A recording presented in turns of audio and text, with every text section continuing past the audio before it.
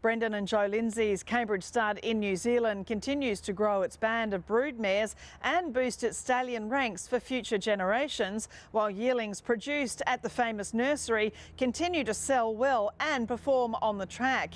Katy Smith is the yearling manager that brings it all together at sale time, and here she explains the huge amount of work it takes to take even one thoroughbred through the sales ring.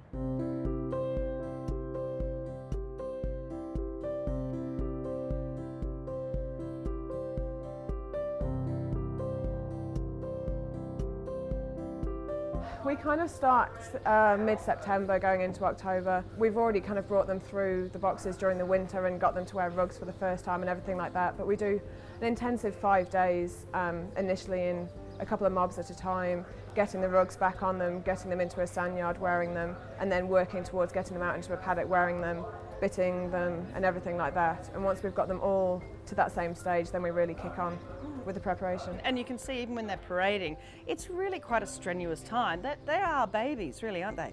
Yeah, and I think that's what some people forget sometimes. They are only yearlings. They're like a toddler, and you know, they each have their quirks and they get tired, they don't want to do it some days, and we're just asking a lot of them, but the majority of them take it really well. You soon learn which people click with individual horses, and you know, we've got different ages, different levels of experience, and we're trying to tailor that to not only, you know, grow the horses to get to the sales, but to grow the staff as well. You know, it's quite nice when you see someone leading a quiet horse at the beginning of the preparation and being able to manage something a little bit more challenging at the end. You know, you get as much out of that as seeing them sell for good money whilst we get to Karaka. It takes a few staff members, you know, to polish the hooves and, you know, put a bit of white on their white fetlocks and brush them and do all that.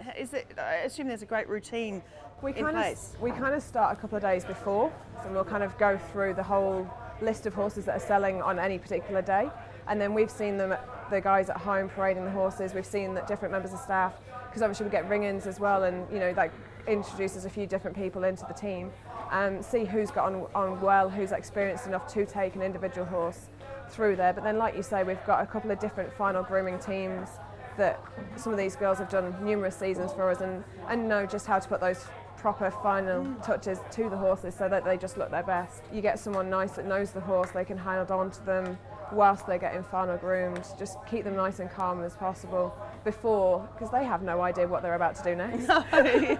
and there's a real bond that develops, isn't there? Well, that's it, you know, we're looking after them for a young age. The people at the farm, you know, they're following them through to from when they were born all the way through to the ring and them being sold, and everyone follows them after that as well. It's not like we stop thinking about them as soon as they're sold. Everyone's keen to see how they go on and race. But yeah, you get attached to them. It's hard not to sometimes, you know, and we've had scenes, you know, people upset by the time the horse comes and goes to the ring and is sold. Yes, you're happy that they've sold for good money, but you're losing them as well at the same time. But then for the horse, they suddenly wind up out of that lovely calm of the box and they're heading into the pre-parade area, and it's really scary, isn't it? Yeah, and I think because they do trust their handler, that's why we do get a good result going through those stages. You know, they've gotten to know the person, so they're putting their trust in you and their faith in you to say, no, it is okay, you can come with me and I'll keep you safe almost. And you know, you can give them a bit of a scratch on the way around, you can talk to them and just reassure them that they know you and it is going to be okay. What